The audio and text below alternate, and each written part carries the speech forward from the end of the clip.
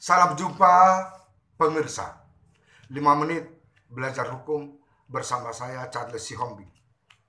Seperti yang saya katakan dalam video terdahulu bahwa hari ini kita akan membahas mengenai alat bukti.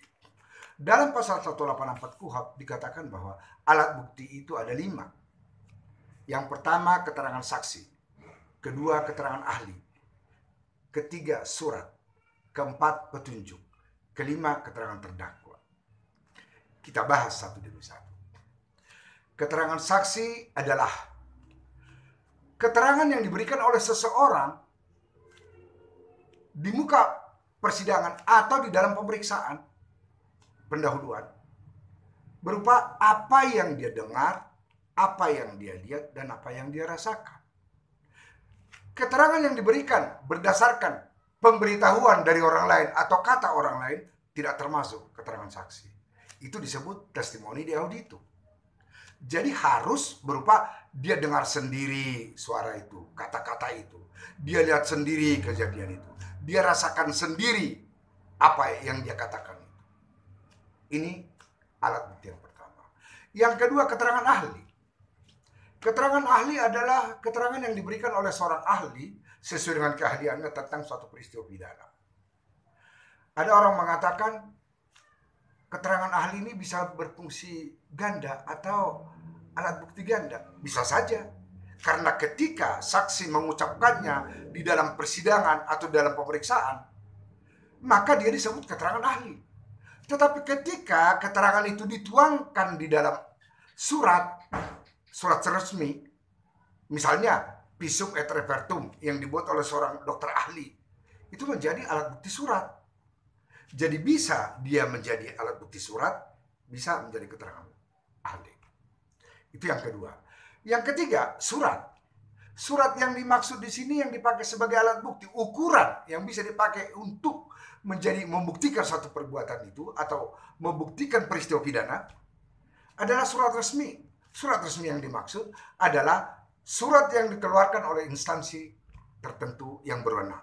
Misalnya akte kelahiran, akte kematian, akte jual beli, terus visum et repertum seperti saya sebutkan tadi, dan semacamnya. Yang keempat, petunjuk.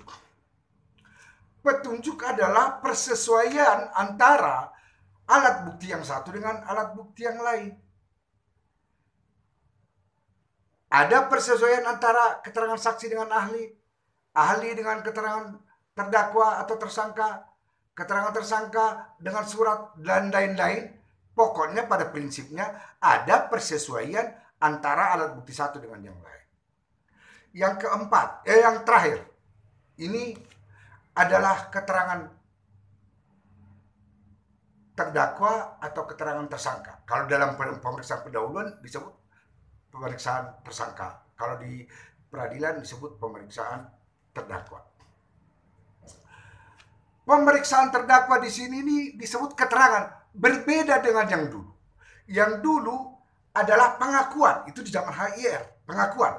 Kalau di dalam undang-undang hukum acara pidana yang baru, Undang-Undang Nomor 8 tahun 81, tidak disebut pengakuan. Yang dikenal adalah keterangan terdakwa atau keterangan tersangka.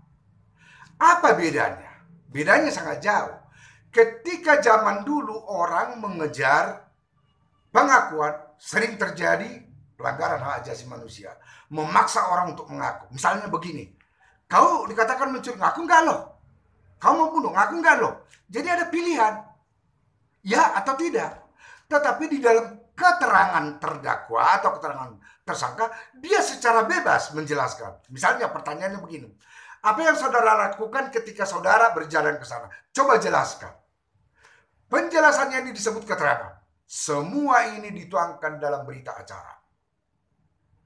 Nah, ini yang kita sebutkan kemarin dilakukan oleh penyidik untuk mengumpulkan bukti-bukti sehingga dengan bukti itu terang peristiwa pidana dan bisa ditentukan siapa pelakunya.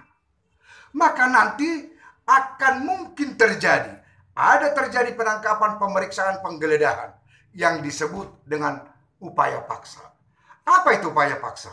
Nanti akan saya jelaskan dalam video berikutnya. Saya kira pada hari ini cukup sekian dulu.